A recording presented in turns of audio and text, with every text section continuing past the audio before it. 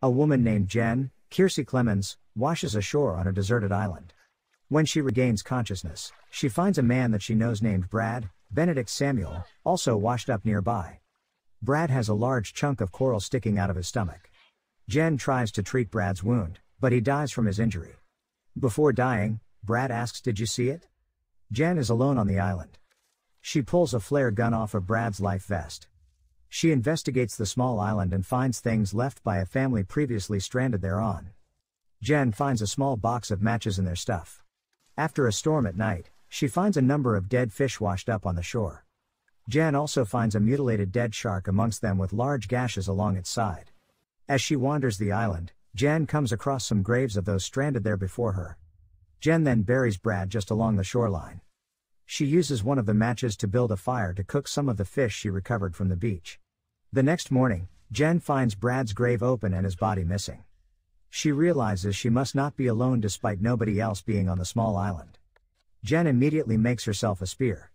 The following day, Jen sees some of her luggage and other items floating just off the island.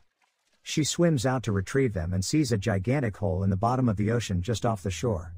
That night, Jen hears a plane fly overhead. She shoots off a flare to no avail. As the flare descends to the ocean, Jen sees the silhouette of a creature, Andrew Crawford, walking out of the water and onto the sand.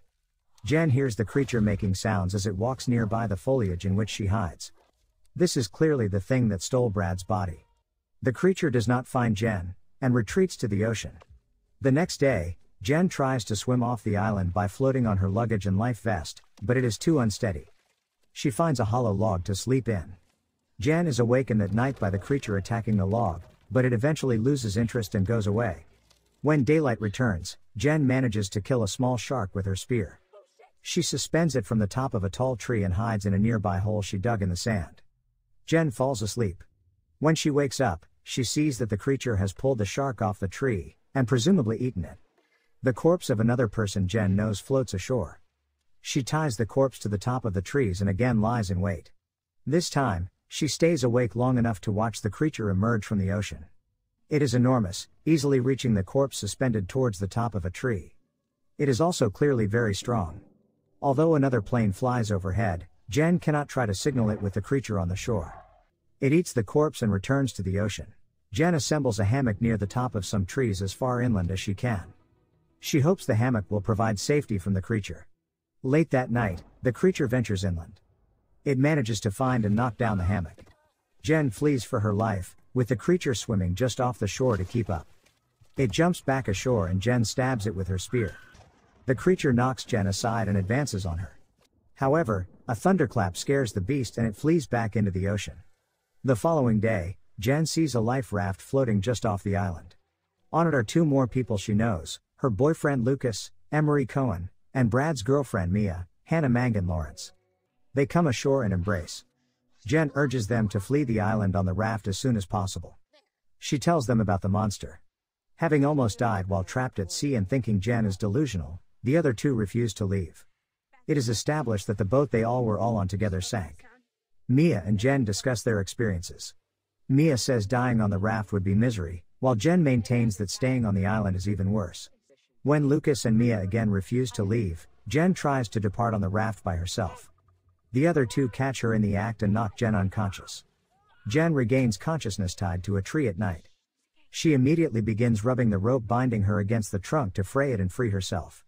Mia talks about how Jen is untrustworthy, due to incidents prior to the island, and that she doesn't believe the creature exists. Lucas tries to talk to Jen alone, but the couple begin to argue. It becomes apparent that the others on the boat were Lucas' friends. He brings up that Jen had a bad attitude on the boat and threatened to break up with him. Lucas starts yelling about how Jen has no place to live, no money, and no life without him.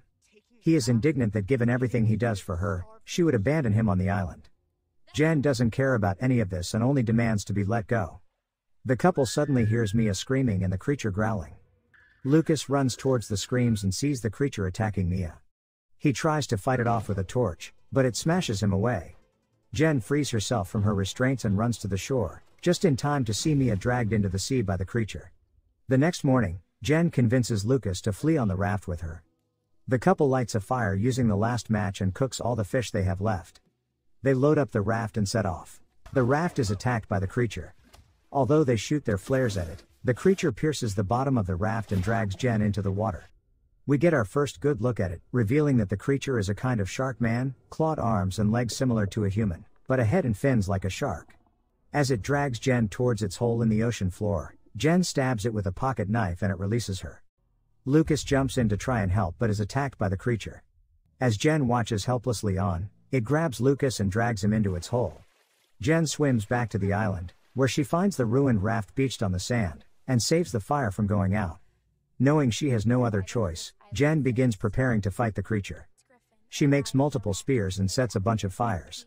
She then writes a letter detailing her time on the island in case she does not survive, noting that people have had a problem believing her for her entire life, but that they must believe her about this. That night, the creature emerges once again. Jen surrounds it with fire and stabs it several times.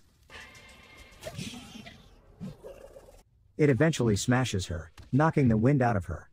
She recovers just in time and continues beating it with branches and rocks or stabbing it with her knife.